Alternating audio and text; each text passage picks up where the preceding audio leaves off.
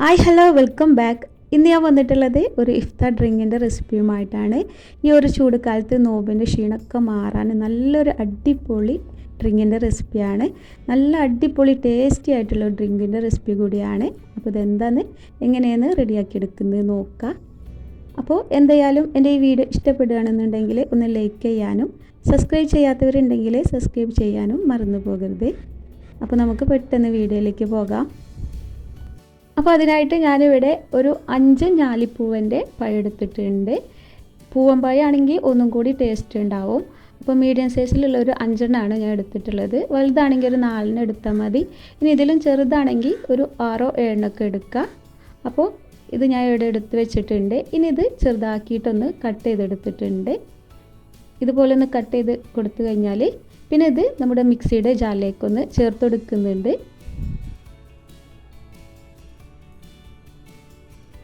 ഇനി ഇതിലേക്ക് നമുക്ക് പാൽ ഒഴിച്ചു കൊടുക്കുക. അതിനായിട്ട് ആദ്യം തന്നെ ഒരു 3/4 കപ്പോളം പാലാണ് ഞാൻ ഒഴിച്ചു കൊടുക്കുന്നത്. ഇതൊന്ന് അടിച്ചെടുക്കാൻ ആവശ്യത്തിന് ആദ്യം 3/4 കപ്പ് പാൽ ഒഴിച്ചു കൊടുക്കുക.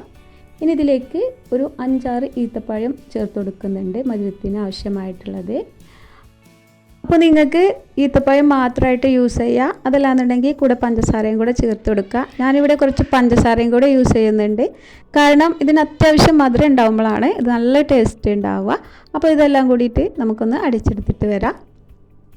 അപ്പോൾ ആദ്യം ഒന്ന് അടിച്ചെടുത്ത് വന്നിട്ടുണ്ട്. ഇനി ബാക്കിയുള്ള പാലും കൂടെ ഇതിലേക്ക് ചേർത്തിട്ട് ഒന്നും കൂടെ ഒന്ന് അടിച്ചെടുക്കണം.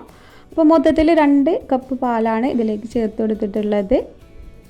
ഇനി ഇത് ഒന്നായിട്ട് ഒന്നും കൂടെ ഒന്ന് അടിച്ചെടുക്കണം. ഇനി ഇത് പാത്രത്തിലേക്കൊന്ന് മാറ്റി കൊടുക്കുന്നുണ്ട്.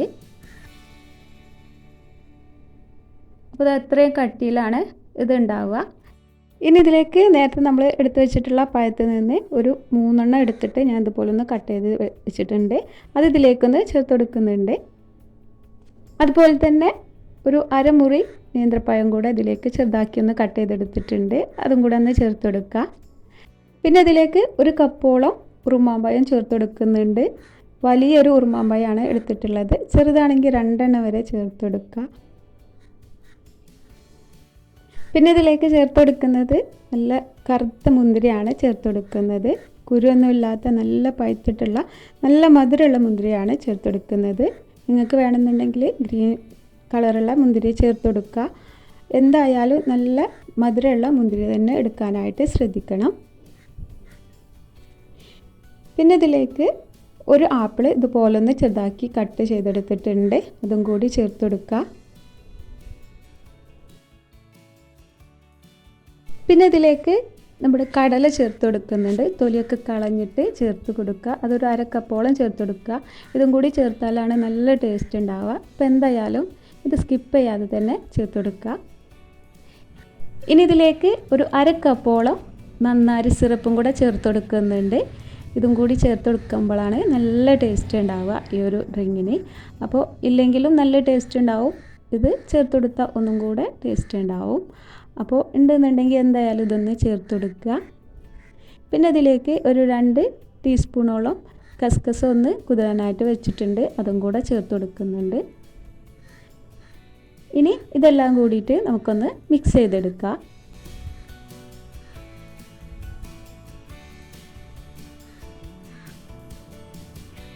അപ്പോൾ ഇത്രയും ഫ്രൂട്ട്സ് ചേർത്ത് കഴിഞ്ഞിട്ട് നമുക്ക് നല്ല രീതിയിലൊന്ന് മിക്സാക്കി കൊടുക്കാം. നിങ്ങൾക്ക് നേരത്തെ പറഞ്ഞ പോലെ തന്നെ പച്ചമുന്തിരിയൊക്കെ ചേർത്ത് കൊടുക്കുന്നുണ്ടെങ്കിൽ അതൊക്കെ ചേർത്ത് കൊടുക്കുക. അതുപോലെ തന്നെ ഈ സമയത്ത് ഇതിലേക്ക് കുറച്ച് മിൽക്ക് മെയ്ഡ് ഉണ്ടെന്നുണ്ടെങ്കിൽ അതും കൂടി ചേർത്ത് കൊടുത്താൽ നല്ല ടേസ്റ്റ് ആവും. ഇല്ലെങ്കിൽ കുഴപ്പമൊന്നുമില്ല, ഉണ്ടെന്നുണ്ടെങ്കിൽ അതും കൂടെ ഒന്ന് ചേർത്ത് കൊടുക്കുക. അപ്പോൾ ഇതാ ഞാൻ നല്ല രീതിയിൽ മിക്സാക്കി കൊടുക്കുന്നുണ്ട്. അപ്പോൾ ഇതാ ഇത് മിക്സാക്കി എടുത്തിട്ടുണ്ട്. ഇനി ഇത് ഒരു 3-4 മണിക്കൂറെങ്കിലും ഫ്രിഡ്ജിൽ വെച്ചിട്ട് നമുക്കൊന്ന് തണുപ്പിച്ചെടുക്കണം.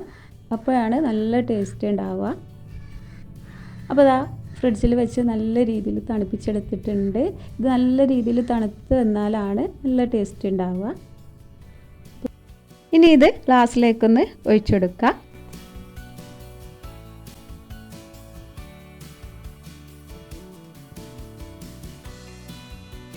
അപ്പോൾ അത് കസ്റ്റാർഡ് പൗഡർ ഒന്നും ഇല്ലാതെ തന്നെ നല്ല ടേസ്റ്റി ആയിട്ട് ചെയ്തെടുക്കാൻ പറ്റുന്ന ഒരു ഡ്രിങ്കിൻ്റെ റെസിപ്പിയാണിത്. നല്ല അടിപൊളി ടേസ്റ്റാണ്. അപ്പോൾ എന്തായാലും എല്ലാവരും ഒന്ന് ട്രൈ ചെയ്ത് നോക്കുക, എന്തായാലും ഇഷ്ടപ്പെടും. ഇതിൽ നമ്മൾ ഫ്രൂട്ട്സൊക്കെ ചേർത്തുകൊണ്ട് തന്നെ ഈ ഒരു ചൂട് കാലത്ത് നോമ്പിൻ്റെ ക്ഷീണമൊക്കെ മാറാൻ പറ്റുന്ന ഒരു ഡ്രിങ്കിൻ്റെ റെസിപ്പിയാണിത്. നിങ്ങൾക്ക് എല്ലാവർക്കും ഇഷ്ടപ്പെടും. അപ്പോൾ എല്ലാവരും ഒന്ന് ട്രൈ ചെയ്ത് നോക്കുക. അതുപോലെ തന്നെ വീഡിയോ ഇഷ്ടപ്പെട്ടാൽ എന്തായാലും ഒന്ന് ലൈക്ക് ചെയ്യാൻ മറക്കരുത്.